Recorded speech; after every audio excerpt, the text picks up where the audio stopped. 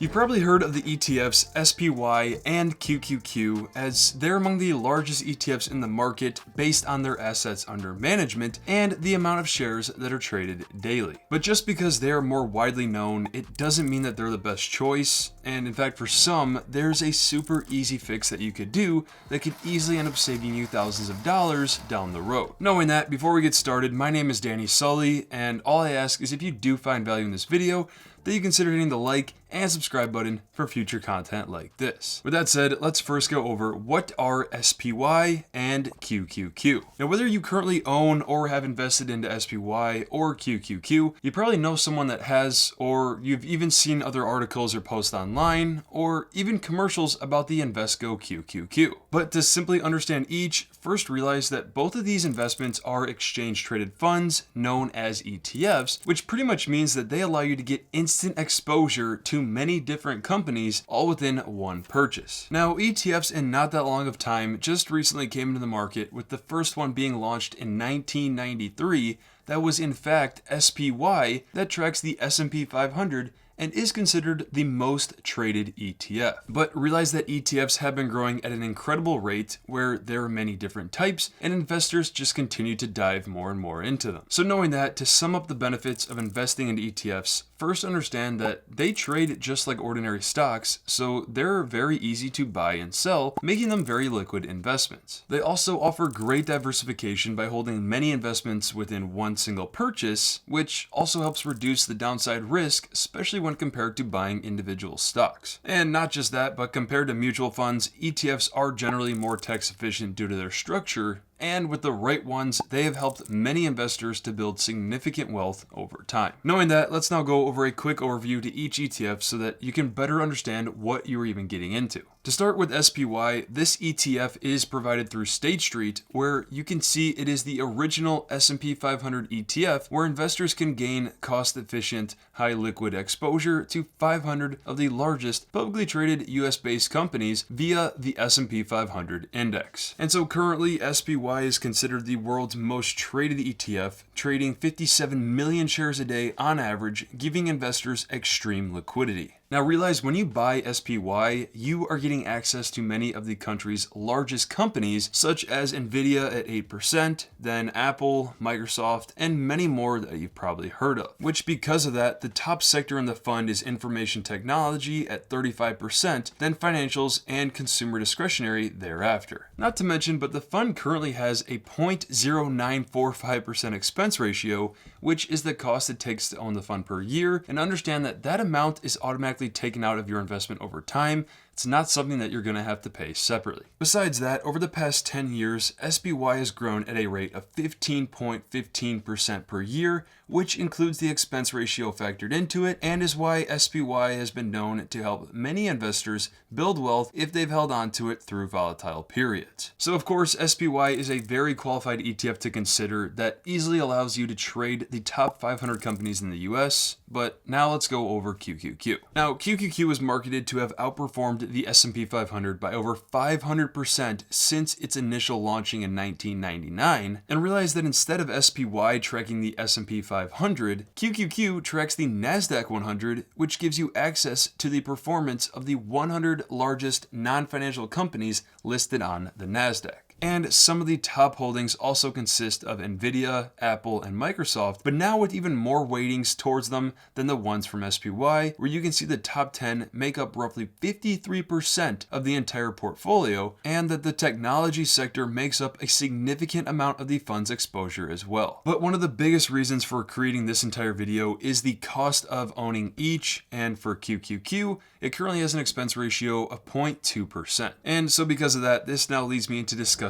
the hidden alternatives that are SPYM and QQQM. You see, both SPY and QQQ have their popularity because they're super liquid, they track strong indexes, and they've built a name around themselves, giving investors credibility and trust to owning them. But what many don't realize is that the exact same providers offer cheaper alternatives, and depending on how you invest, that could very well be worth a few minutes of watching this video. Now remember how SPY had a 0.0945% expense ratio? The nice thing to know here is that for SPYM, which by the way, if you've never never heard of SPYM, realize that just recently they changed their ticker symbol from SPLG to SPYM, where you can also see that for this fund, it has a lower expense ratio of 0.02%. Now you're probably thinking that this is a different investment or that there's some sort of catch, but the reality is they both track the exact same indexes, where SPYM is known as the State Street Spider Portfolio S&P 500 ETF that tracks the performance of the S&P 500 index. And if you read through the article we posted on the site, which I'll also leave that linked in the description below, you can see that the exposure to the top 10 holdings are all pretty much the exact same, as well as the amounts of each of the top sectors in the fund. Now, before I explain the differences and when to use each, if we look at QQQ with its 0.2% expense ratio, QQQM that also tracks the exact same index, the NASDAQ 100, this fund is considered the cheaper alternative, where it has a 0.15% expense ratio. And since QQQ was just recently created in 2020, if we look at its 1 and 3 year historical average, so far you can see that it is shown to return slightly higher numbers for investors who own QQQM rather than QQQ throughout the entire period, which you can also see the exposure to the top 10 holdings are all pretty much the same, as well as the amount of exposure to the top sectors. Now, another thing that's interesting to point out is that SPY and QQQ aren't the only ones to have cheaper alternatives. The same concept applies for another ETF you may also have heard of, that is GLD, designed to track the price of gold, where you can see the expense ratio is 0.4%, but the cheaper alternative here is GLDM that has a 0.1% expense ratio. So knowing all this, notice a few key areas here on how SPY, QQQ, and GLD all have very high amounts of assets under their management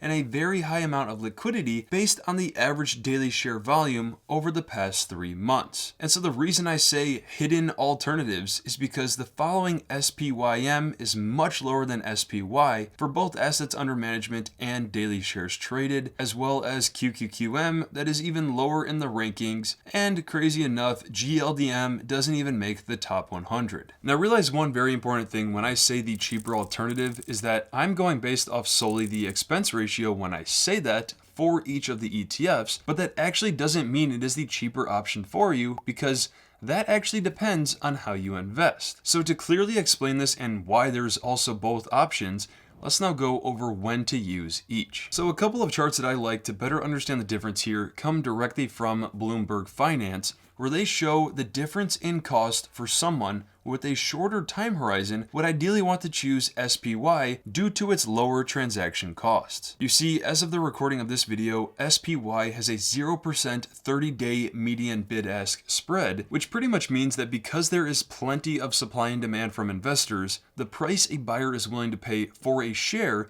compared to the price a seller is willing to sell the shares for, the spread between those is very slim because so many investors out there are buying and selling the stock to each other. Where on the other hand, SPYM has a 0.01% 30-day median bid-ask spread, which means the more trades that you do, the more costly things are going to become. So based on one trading numerous times throughout the same year, Bloomberg Finance shows how transaction costs actually lead you to much higher fees with SPYM than SPY,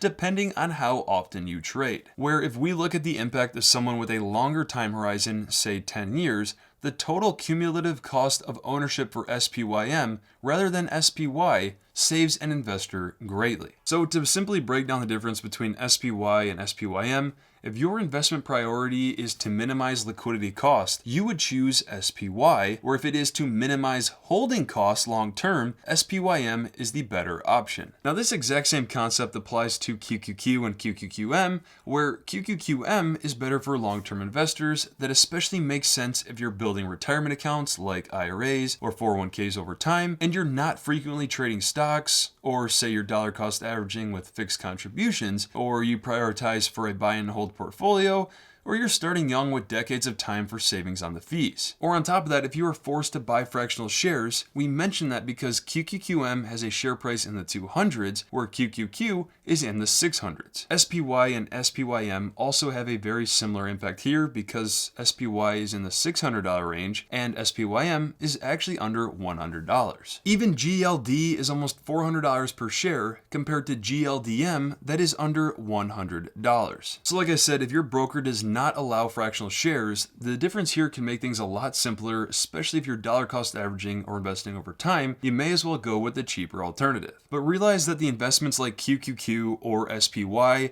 they would be better suited for active traders, mostly recommended for those that are frequently trading, using option strategies, have large positions that need liquidity for an efficient execution, or those that actively looked to adjust positions often. All in all, if you are looking to simply buy and hold for many years, the cheaper expense ratio alternatives such as SPYM, QQQM, and GLDM are likely to be more favorable for you, and here's why. Let's say you have $10,000 invested into the S&P 500 through the ticker SPY, and you decide to invest $500 every month throughout your entire career. Well, based on a rough estimate of 0.1% of an expense, that means your end portfolio would be roughly $3 million,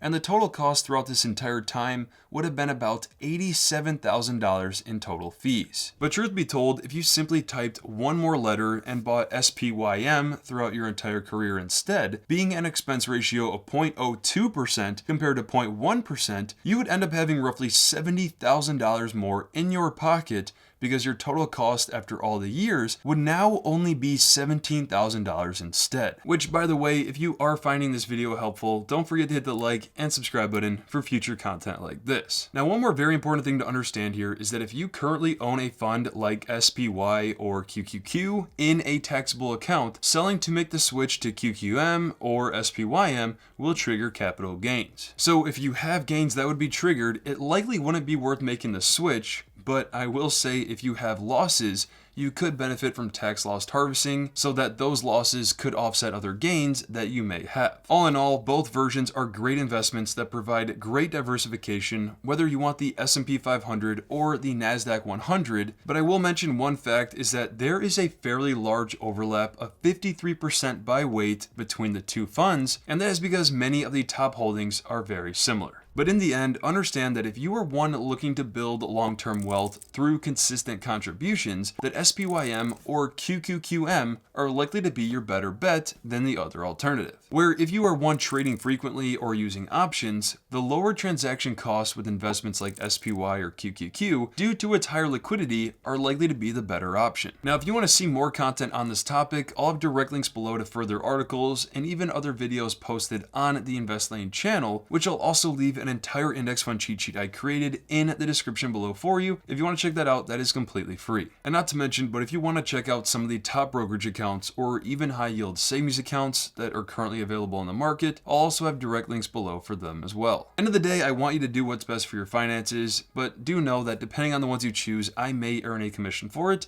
which is greatly appreciated. And as always, don't forget to hit the like, subscribe, and notifications button for future content like this.